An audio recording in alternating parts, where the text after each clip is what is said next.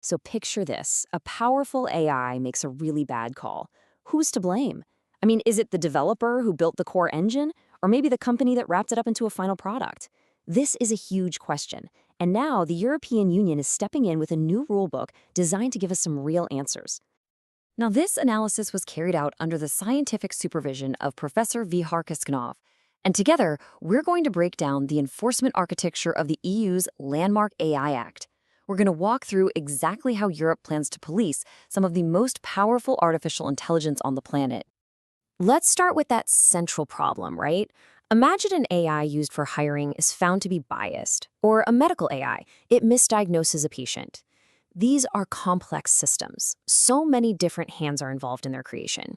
So you have to ask, where does the buck stop? Well, the AI Act is specifically designed to create a clear chain of command for these exact situations. To really get how this works, here's our game plan. First, we'll look at the new watchdog itself. Then we'll meet the key regulators in the system. After that, we'll see how enforcement actually plays out, explain a really crucial legal distinction that makes it all click. And finally, we'll ask, could this become the new global standard? So, first up, why do we even need a new AI watchdog? Well, the short answer is because these technologies are moving out of the lab and into our lives at an incredible speed.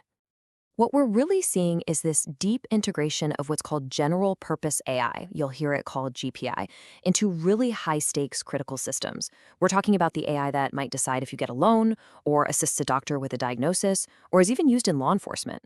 You know, when the potential for harm is that significant, you can't just cross your fingers and hope for the best. You need clear rules of the road, and you need a referee on the field. And that is the whole motivation behind this new oversight. Okay, so who are these referees? Well, the AI Act creates this multi-layered structure, almost like a chain of command for AI safety. It has really distinct roles at both the EU and the national levels. So let's meet the key players. Right at the top, you've got the new European AI Office. Think of this as the central hub, the main brain of the operation. Its biggest power is the ability to directly supervise the most powerful, vertically integrated AI systems. And what that means is, it's when one single company develops both the underlying AI model and the final product you end up using. For those big players, the AI Office is the primary supervisor. But here's the thing, the AI Office doesn't work in a vacuum. In every single EU country, you have national market surveillance authorities. These are your on-the-ground enforcers, your first responders. If a problem with an AI system pops up in, say, Spain or Poland, they're the ones responsible for kicking off the initial investigation. And finally, there's the European AI Board. Now, this group isn't an enforcer. Think of it more like a coordinator and an advisor. It brings together people from all the member states to make sure the AI Act is being applied consistently across the entire European Union.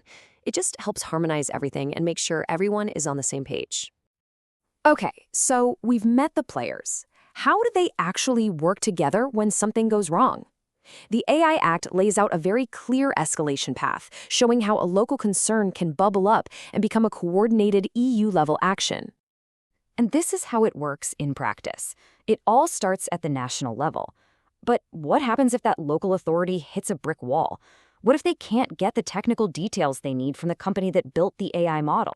Well, that's when they file what's called a reasoned request with the EU AI Office, which has the power to step in and force the company to share that information. And believe me, this isn't just a polite ask. A reasoned request is a formal legal instrument. It is a very serious step. It essentially deputizes the EU's central AI office, giving it the legal authority to compel that AI developer to hand over the data. It's really the key that unlocks that EU-level enforcement power. And that power? It definitely has teeth. Failing to comply with an information request from the AI office is no small thing. We're talking about fines of up to 15 million euros, or 3% of their total worldwide annual turnover, whichever one is higher. So yeah, the takeaway here is that there are very serious financial consequences for not cooperating. So this whole enforcement mechanism, this whole chain of command, it all hinges on one critical legal distinction at the very heart of the AI Act. And that's the difference between an AI model and an AI system. Getting this is absolutely key to understanding how accountability works. So what is the difference? Well, think of it this way. The AI model is like the raw engine of a car. It's the powerful, foundational tech, but on its own, it's just sitting on a workshop floor. The AI system, that's the finished car. It's the engine dropped into a chassis with a steering wheel, brakes, airbags, and a dashboard for the driver. And the AI Act, it regulates the finished car, the actual product that gets put out on the market. And here's why that distinction is just so clever. It puts the clear legal responsibility on the car manufacturer, the company selling you the final product. But, and this is the important part, it also lets regulators pop the hood. If the car crashes, was it because of faulty brakes the manufacturer installed, or was the engine itself flawed from the very beginning? This lets them trace the problem to its source, take targeted action, and make sure accountability lands in exactly the right place. So, what does this all add up to? Let's zoom out and look at the bigger picture. With this incredibly comprehensive rulebook, the EU isn't just making laws for itself. It's making a serious bid to shape the future of AI governance for the whole world.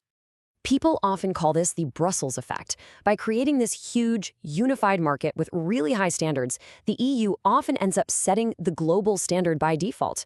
I mean, think about it. If a tech company in California or Beijing wants to sell its AI system in Europe, it has to comply with these rules. And a lot of the time, it's just simpler for them to adopt those high standards for all of their products, everywhere. And just like that, they're exporting the EU's vision of a trustworthy, human-centric AI. But of course, this leads us to the ultimate question. Will the rest of the world follow the EU's lead? Are other major tech powers like the United States and China going to adopt similar rules? Or are we going to see a splintering of AI regulations with different rulebooks for different parts of the globe? Honestly, the answer to that is still very much up in the air.